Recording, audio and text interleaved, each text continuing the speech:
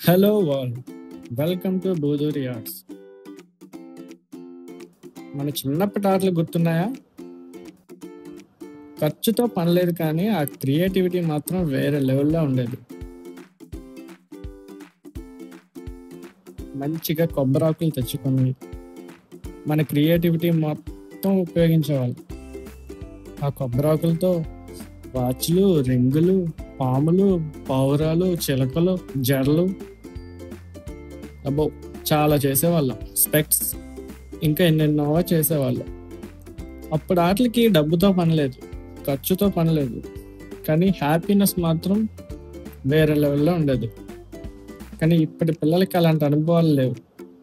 మన పిల్లల్ని మనం బయటికి పంపించేంత ధైర్యం కూడా మనకు లేదు.